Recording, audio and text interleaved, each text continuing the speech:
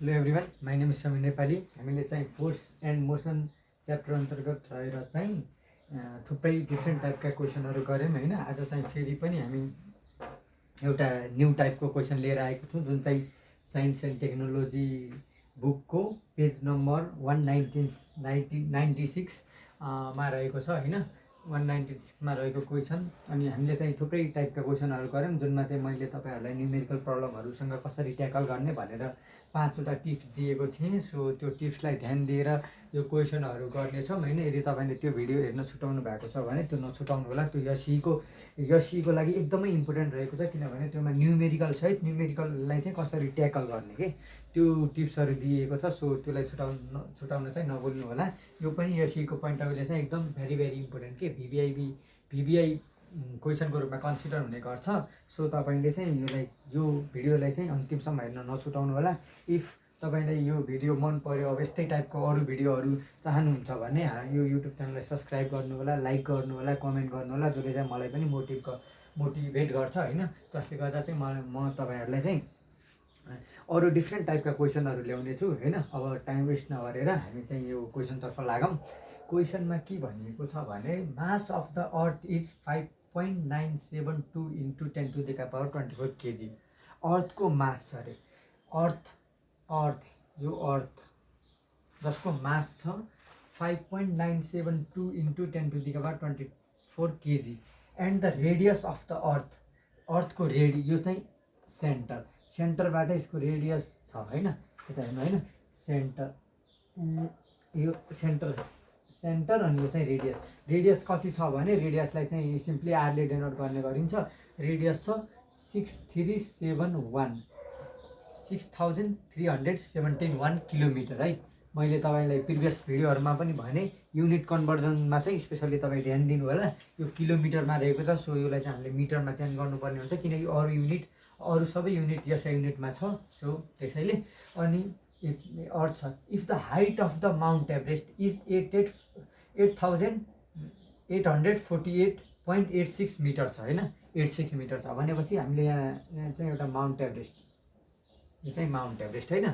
यसको चाहिँ हाइट कति छ भने हाइटलाई चाहिँ सिम्पली यसले डिनोट गर्ने गरिन्छ। यस चाहिँ कति छ भने 8848.86 मिटर। सो यता हेर्नुहोस्, यसमा चाहिँ मिटरमा छ युनिट, यसमा चाहिँ किलोमिटरमा छ। सो सिम्पली यो किलोमिटरलाई चाहिँ मिटरमा चेन्ज गर्नुपर्ने हुन्छ।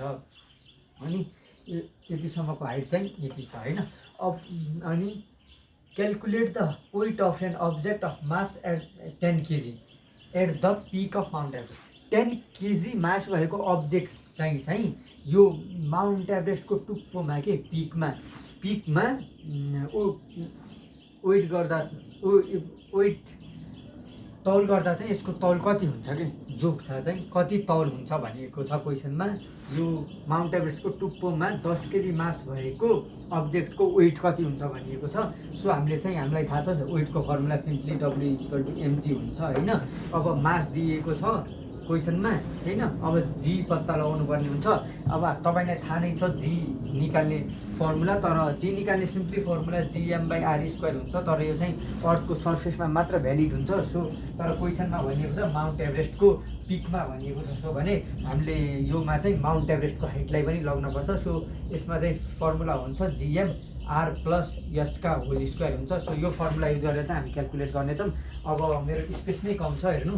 सो तपाईँले चाहिँ यो फिगरलाई चाहिँ राम्रोसँग यसलाई चाहिँ कम्पासले स्केल युज गरेर चाहिँ बनाउनु होला। सो मैले चाहिँ त्यो केही गरिनँ। अनि आई होप तपाईँले यो क्वेसन चाहिँ बुझ्नुभयो होला। सो कसरी सोल्भ गर्ने फेरि पनि ध्यान दिएर हेर्नु होला। मैले चाहिँ यसलाई सिम्पली इरेज गरेँ। इफ तपाईँले लेख्नु भएको छैन भने म सँगसँगै लेख्नु होला। सो ध्यान दिएर हेर्नुहोस्, मैले चाहिँ इरेज गरेँ, लेखिहाल्नु है, फेरि छुट्ला।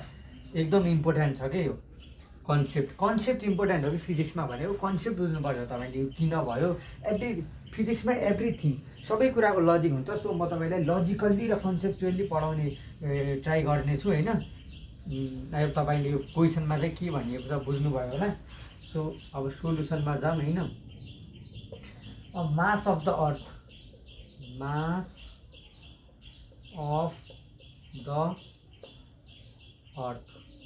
हेर्नुहोस् है। मास अफ द अर्थ चाहिँ सिम्पली एमले डिनोट गर्ने गरिन्छ। जुन चाहिँ क्वेसनमा दिएको छ 5.972 इन्टु 10⁻24 केजी होइन। अब radius of the earth, radius of the earth,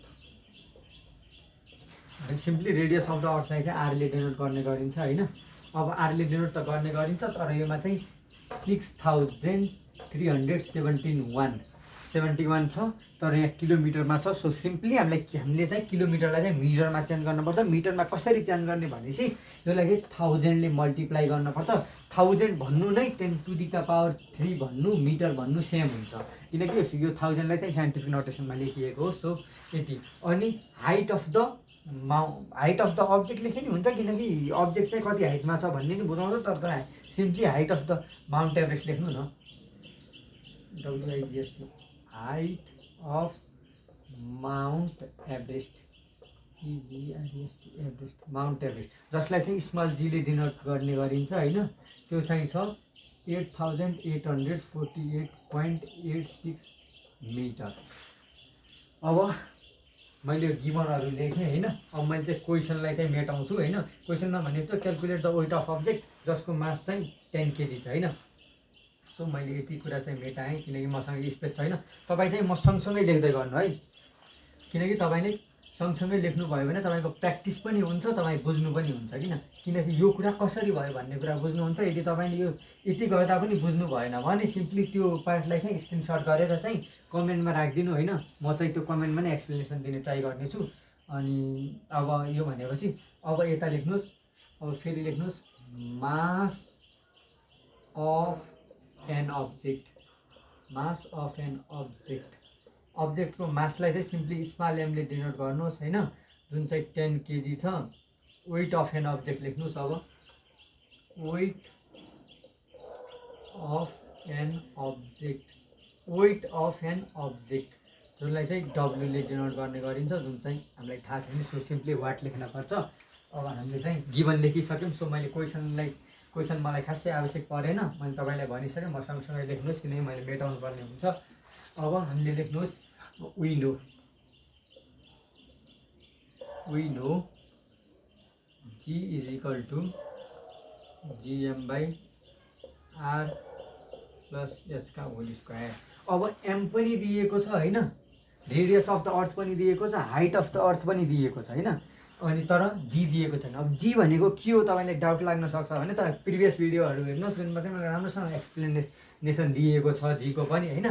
so जीलाई चाहिँ सिम्पली यसको भ्यालु चाहिँ तपाईँ लर्न गर्नु होला। यो यसको मिनिङ चाहिँ हुन्छ युनिभर्सल ग्राभिटेसनल कन्स्टेन्ट। अब तपाईँलाई फर्दर जान्न मन लाग्छ भने प्रिभियस भिडियो हेर्नुहोस् न। यसको भ्यालु चाहिँ 6.67 इन्टु 10⁻⁻11 न्युटन मिटर स्क्वायर पर केजी स्क्वायर।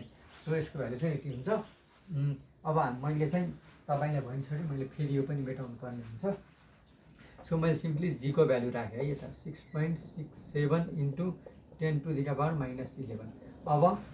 अब यो एमले चाहिँ के डिनोट गर्छ भनेपछि 5 त्यो mass of the earth denote गर्छ। So mass of the earth हामीलाई दिइसकिएको छ क्वेसनमा 6.972 इन्टु 10⁻24 होइन। अनि योमा चाहिँ अब आर होइन, आर भनेको सिम्पली आरले चाहिँ के डिनोट गर्छ भने radius of the earth. Radius of the अर्थ कति छ भने 6371 इन्टु 10⁻³ होइन। अब यति मात्र नछोड्नु होला, किनकि हामीले माउन्ट एभरेस्टको हाइटलाई पनि कन्सिडर गर्नुपर्ने हुन्छ। मैले तपाईँलाई फिगरमा राम्रोसँग बुझाइसकेको छु यो कुरा होइन। अनि अब यच होइन, अब यच 8846 अब यति। अनि सरी होइन, स्पेस नै पुगेन, फेरि लेखिदिन्छु म तपाईँको लागि। यता हेर्नुहोस् है, आरले के कन्सिडर गर्छ मैले भनिसकेँ, radius of the earth 6371 into 10⁻³ plus यसले के डिनोट गर्छ height of the Mount Everest. यता हेर्नु है, height of the Mount Everest अनि त्यो छ 8848.86 का होल स्क्वायर। सो अब तपाईँलाई चाहिँ मैले यो कसरी क्यालकुलेसन गर्ने क्यालकुलेटरमा त्यो पनि प्रिभियस क्लासहरूमा मैले राम्रोसँग तपाईँलाई बुझाइसकेको छ। सो म अब फेरि बुझाउनमा चाहिँ टाइम वेस्ट गर्दिनँ, किनकि तपाईँको टाइम पनि धेरै इम्पोर्टेन्ट छ, मेरो टाइम पनि धेरै इम्पोर्टेन्ट छ होइन। इफ तपाईँले यो क्यालकुलेट गर्न आउँदैन भने प्रिभियस भिडियोहरू चेकआउट गर्नुहोस्, जुन चाहिँ च्यानलमा नै राखिएको छ होइन। यो च्यानलमा नै तपाईँलाई त्यसले चाहिँ लास्टै हेल्प गर्ने गर्छ, किनकि यो च्याप्टरको न्युमेरिकलमा मात्र क्यालकुलेसन त हुन्न के अरे, तपाईँलाई म्याथमा क्यालकुलेसन युज हुन्छ, अरू च्याप्टर अब प्रेसरमा चाहिँ न्युमेरिकल हुन्छ, हिटमा न्युमेरिकल हुन्छ, त्योमा पनि तपाईँलाई हेल्प गर्नेछ। सो क्यालकुलेसन चाहिँ कसरी गर्ने भनेर मैले अघिल्लो क्यालकुलेटरबाट के ट्रिकबाट सिकाएको छु। सो अघिल्लो भिडियो चेकआउट गर्नु होला। म चाहिँ अहिले सिम्पली यो गर्छु 6 7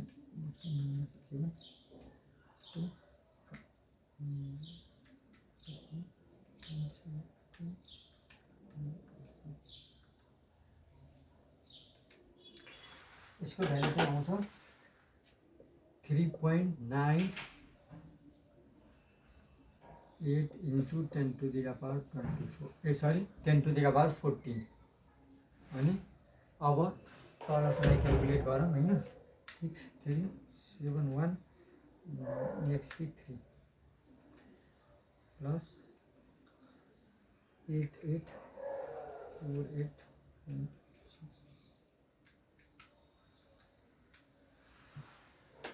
यसको भ्यालु चाहिँ आउने रहेछ होइन। 6379848.86 जसले त्यो होल स्क्वायर गरिदिनुहोस् होइन।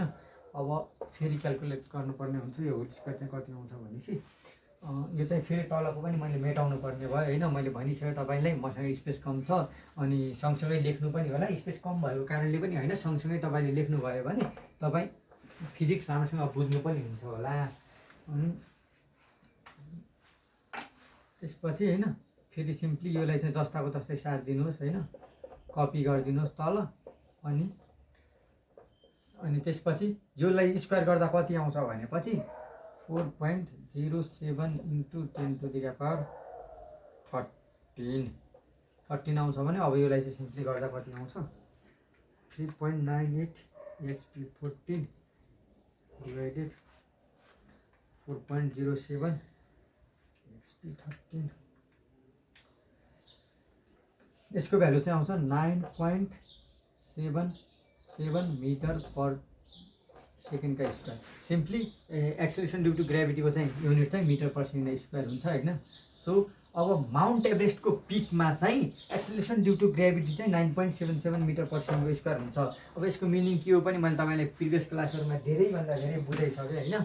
सो मैले त्योमा पनि टाइम वेस्ट गरिनँ। अब मैले भनिसकेँ अर्थको एक्सेलरेसन ड्यु टु ग्रेभिटी चाहिँ 9.8 मिटर पर सेकेन्ड हुन्छ। यसको मिनिङ चाहिँ के हो त्यो चाहिँ तपाईँलाई भेरी भेरी इम्पोर्टेन्ट क्वेसनका रूपमा कन्सिडर हुन्छ है। त्यो चाहिँ फेरि मैले त्यो किन त्यसको मिनिङ मैले बुझाइसकेँ, सो हेर्नु होला त्यो। अब हामीसँग जी आयो है। अब जी पनि आइसक्यो। अब सिम्पली वेट क्यालकुलेट गर्न के छ र अब त फर्मुला युज गर्ने निकाल्ने त हो। मैले माथिको कुरा मेटेँ है।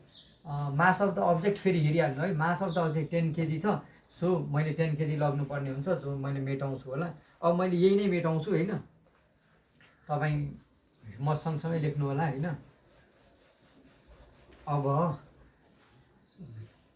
अब नाउ लेख्नुहोस् है, यो होइन नि फेरि है, यो फेरि स्टार्ट भयो। Now weight of an object जुनलाई चाहिँ डब्लुले डिनोट गर्ने गरिन्छ। वेटको फर्मुला m into g हुन्छ, जुनले चाहिँ न्युटन्सले दिएको फर्मुला हो यो पनि। अनि मास 10 होइन। अनि एक्सेलरेसन ड्यु टु ग्रेभिटी चाहिँ हामीले निकालिसक्यौँ 9.77। अब सिम्पली यो चाहिँ हुन्छ 97.7 न्युटन। सो अब तपाईँले बुझ्नुभयो होला होइन। अब तपाईँले बुझ्नुभयो होला कि यसको इफ माउन्ट एभरेस्टको पिकमा चाहिँ 10 kg मास भएको अब्जेक्टको वेट चाहिँ कति हुन्छ भनेपछि 97.7 न्युटन हुन्छ। सो आई होप तपाईँले यो क्वेसन राम्रोसँग होइन बुझ्नुभयो होला, कन्सेप्चुअल्ली पनि बुझ्नुभयो होला र लोजिकल्ली पनि बुझ्नुभयो होला भन्ने आशा गरेको छु होइन। अब तपाईँले यस्तै यसली रिलेटेड भिडियोहरू चाहिन्छ भने हाम्रो च्यानललाई सब्सक्राइब गर्नु होला होइन, लाइक गर्नु होला, कमेन्ट गर्नु होला। इफ तपाईँले कुनै पनि स्टेपमा बुझ्नु भएको छैन भने सिम्पली त्यसलाई स्क्रिनसट गर्नु होला, म चाहिँ त्यो कमेन्टमा नै तपाईँलाई रिप्लाई गर्नेछु। Thank you for watching.